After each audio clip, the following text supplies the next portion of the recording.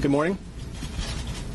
We're here today to announce 3 separate cases highlighting the ongoing threat posed by Chinese economic espionage and research theft in the United States. First, the arrest today of a Harvard University professor for lying about his participation in a Chinese foreign recruitment program. Second, this morning we have unsealed a separate indictment of a Chinese national working as a scientific researcher at Boston University who failed to mention on her visa application that she is also a lieutenant with the People's Liberation Army. Finally, this office has indicted another Chinese national for trying to smuggle vials of biological material out of the United States to China and lying about it to federal investigators. That defendant, whose entry to the United States had been sponsored by Harvard University, was a cancer researcher at a lab at the Beth Israel Deaconess Medical Center. So, this morning, the FBI arrested Dr. Charles Lieber, the chair of the Department of Chemistry and Chemical Biology at Harvard University, for making false statements regarding his involvement in China's Thousand Talents Plan and his affiliation with the Wuhan University of Technology. The complaint alleges that Dr. Lieber signed a contract with the Chinese university in Wuhan and was paid up to $50,000 per month, plus up to $158,000 in living expenses, and awarded more than $1.5 million to set up a research lab at the Chinese school and work there on researching nanotechnology. Lieber also joined China's Thousand Talents Plan, according to the complaint, a Chinese government-run program designed to entice scientists and researchers in the United States to share their research expertise with China. At the same time, Dr. Lieber was receiving U.S. grant funds from the Department of Defense and the National Institutes of Health. National Institutes of Health spends up to $39 million a year funding medical research in the United States. Those programs required Dr. Lieber to disclose if he was working with, including receiving funding from, any foreign power. When questioned, Lieber hid his involvement with the Chinese entities, including specifically disavowing any connection to China's Thousand Talents Plan.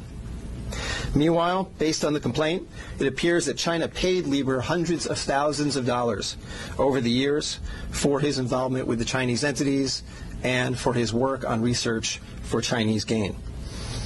Also today, a federal grand jury indicted Yenqing Ye, a Chinese national, with lying on her J-1 visa application, making false statements to Customs and Border Protection, conspiracy, and being an unregistered agent of the People's Republic of China.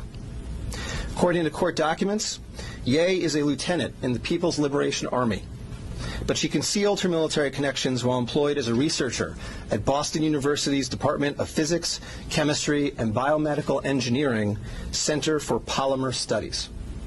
The indictment alleges that a colonel in the People's Liberation Army and other military officers from the Chinese National University of Defense Technology gave Ye numerous assignments while she was in the United States, such as conducting research, assessing U.S. military websites, and sending documents and information back to China. In April 2019, Ye was questioned by customs officers at Logan Airport on her way to China. According to the indictment, she lied about her involvement with Chinese military projects. A border search of her electronic devices showed that Ye had compiled information for the People's Liberation Army about 2 U.S. residents with expertise in robotics and computer science.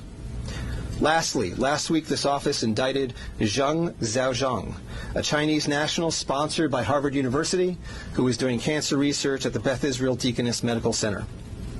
Zheng was charged with attempting to smuggle to Beijing vials of biological material, along with other research materials that he had stolen from the lab at the Beth Israel, where Zheng was working on cancer cell research. Before he boarded his flight, customs officers discovered 21 vials of biological material in a sock in his baggage. When confronted by the officers, Zheng initially lied and said he was not traveling with any biological or research materials. Chemistry, nanotechnology, polymer studies, robotics, computer science, biomedical research. This is not an accident or a coincidence.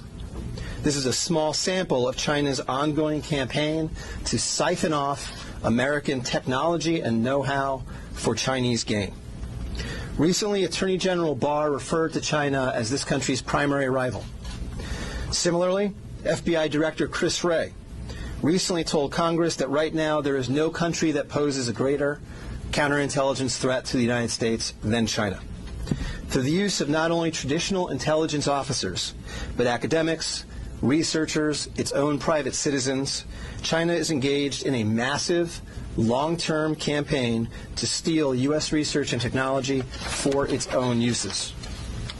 As demonstrated by these cases, on the academic side, the Chinese government uses partnerships and exchanges with U.S. schools and research institutions to access cutting-edge research and equipment.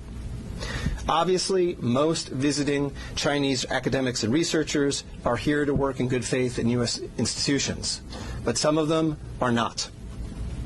Some number have been incentivized by the Chinese government, either through the use of money or other means, to gather U.S. research and smuggle it back to China. Because of the sheer scope of this threat, a year ago, the Attorney General created the China Initiative at the U.S. Department of Justice, designed to prioritize and aggressively prosecute Chinese economic espionage and theft of intellectual property. The cases we are announcing today are part of that effort.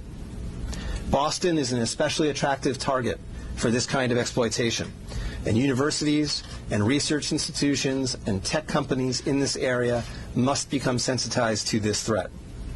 Our community benefits greatly from the diversity and talent of international visitors and our partnerships with foreign institutions, especially research institutions. But Chinese economic espionage and theft is a real and daily occurrence that we must begin to confront. As the world struggles to contain the new virus, a new speculation from the Chinese scientists who believe it may have originated at a research facility not far from the Wuhan fish market. While they say more research needs to be done to find solid proof, such labs are known to contain disease-ridden animals, including hundreds of bats. Our Kim Hyo-sun with the details. Amid the continued spread of the COVID-19 virus, there's rising speculation the virus could have originated from a government laboratory in Wuhan, rather than the widely held belief that it emerged from the city's Huanan seafood markets. Citing a report published by Chinese scientists, a Chinese-language newspaper published in Hong Kong, Mingpao, and the British daily The Mirror, explained Sunday that the Wuhan Center for Disease Control, or WHCDC, could have spawned the contagion in Hubei province. According to the report penned by Bo Tao Xiao and Lei Xiao of the South China University of Technology, the research lab, which is only 280 meters away from the Huanan seafood market, kept disease-ridden animals, including more than 600 bats. It stated that while it's plausible the virus was leaked from the lab and contaminated initial patients in this epidemic, more solid evidence is required through future study. The report also raised a possibility that the Wuhan Institute of Virology could have leaked the virus while it was carrying out tests involving Chinese horseshoe bats. Against such a backdrop, an article published by the Washington Times late last month is garnering attention as it raised a possibility that the disastrous outbreak could be the accidental result of biological weapons research. This comes as a renowned law professor at Tsinghua University in Beijing, Xu Jianren, is known to be missing after publicly condemning Chinese President Xi Jinping for failing to contain the spread of the virus at an early stage. He even added the condemnation could be the last message of his life. Kim Hyo-sun, Arirang News.